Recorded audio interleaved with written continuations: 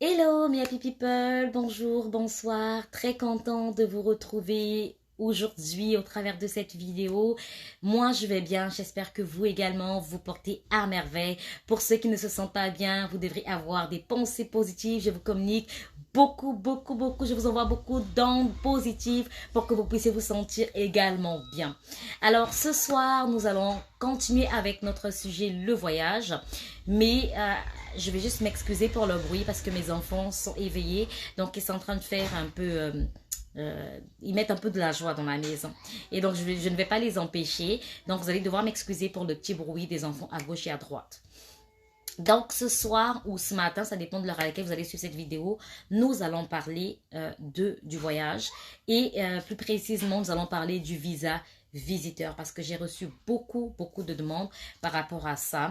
Donc, concernant le visa visiteur, il faut savoir en premier que la demande du visa visiteur ne se fait pas au Canada. Donc, ça se fait à l'extérieur du pays. Ça veut dire si vous avez quelqu'un ici qui va vous héberger, quelqu'un qui va vous recevoir, ce n'est pas à cette personne-là de faire la demande à votre place. C'est vraiment à vous de faire la demande à l'extérieur du Canada. Et le deuxième point, grand point que vous devez savoir, si c'est une personne qui va vous recevoir, il vous faut la lettre d'invitation de cette personne. Alors, lorsque la personne va faire la lettre d'invitation, la personne va inscrire votre nom, votre prénom, le lien de parenté, combien de personnes vivent dans le logement où la personne va vous recevoir, comment vous allez... comment vous allez subvenir à vos besoins, si c'est la personne qui vous prend en charge. On va demander également une preuve financière. La personne va donner ses coordonnées. Il y a un peu beaucoup de détails quand on donne l'objectif de votre voyage, en fait, le but de votre voyage, le délai de votre voyage. Ça veut dire si c'est pour 6 mois, si c'est pour une année, la date exacte de venue et la date de retour. Ça serait également précisé dans dans la lettre d'invitation. Et par la suite, la personne va vous envoyer la lettre d'invitation par mail. Et quand vous allez recevoir, vous allez imprimer la lettre d'invitation et par la suite, je vais vous dire ce que vous allez faire. Donc, si vous avez reçu la lettre d'invitation, donc là, maintenant, vous allez passer à la demande. Alors, pour effectuer une demande, il y a deux types de demandes que vous pouvez faire. Il y a deux façons de le faire. La première, c'est vraiment la demande en ligne. Et la seconde, c'est la demande par la poste. Mais moi, je vous recommande vivement de faire votre demande en ligne parce que c'est plus rapide, ça évite les délais de la poste. Croyez-moi, le délai de la poste est très long, surtout si vous le faites à l'extérieur du Canada. Le délai peut être très long, ça peut aller jusqu'à 2 mois. C'est vraiment très long. Alors, pour ceux qui sont au Canada, on sait quand on fait même des documents et tout, quand on envoie par la poste, ça peut prendre comme 2 semaines, une semaine avant qu'eux puissent recevoir. Parce que quand ils reçoivent, c'est pas aussitôt qu'ils vont prendre le document. Il y a plusieurs documents et tout, donc ça prend plus de temps que prévu. Donc, pour éviter le délai de la poste, je vous conseille vivement de faire votre demande en ligne.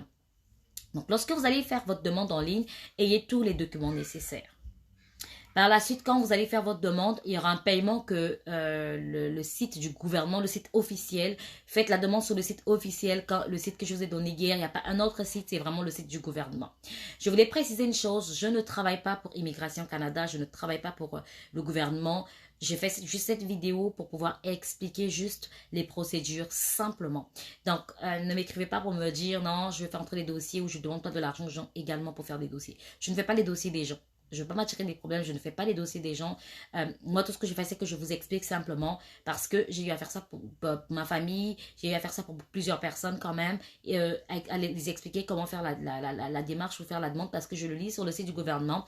Et il y a certaines personnes qui ont de la difficulté peut-être à comprendre exactement la procédure et là, je les explique la procédure. Donc, c'est ce que j'essaie de faire également au travers de cette vidéo.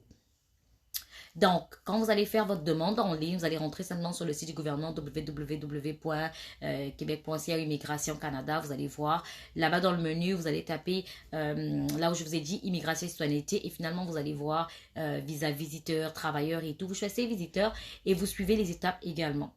Et quand vous allez ouvrir votre dossier pour faire la demande, vous aurez la facilité de faire le suivi de votre dossier. Croyez-moi, il y aura de la facilité parce que vous aurez accès à votre compte que vous allez créer en ligne vous-même. Vous allez téléverser tous vos documents, on va vous demander les documents, vous aurez la liste de documents, vous allez pouvoir téléverser tous les documents. Quand le gouvernement recevra tous vos documents, ce qu'ils vont faire, c'est qu'il y a un paiement que vous allez faire. Le paiement, vous allez effectuer le paiement pour, je pense, l'ouverture de dossier et pour les empreintes biométriques. C'est autour de 100 et quelques, mais c'est juste sur le site du gouvernement, de toute façon, tous les montants.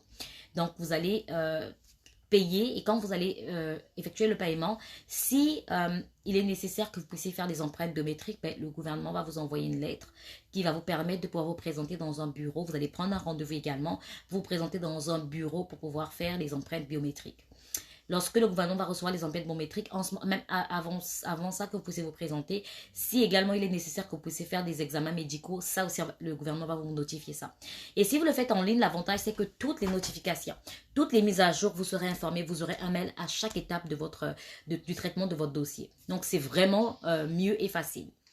Et donc, vous allez pouvoir faire tout ce que le gouvernement va vous demander. Si c'est les empreintes biométriques seulement, si c'est également des examens médicaux, on va vous demander, vous allez pouvoir téléverser vos documents.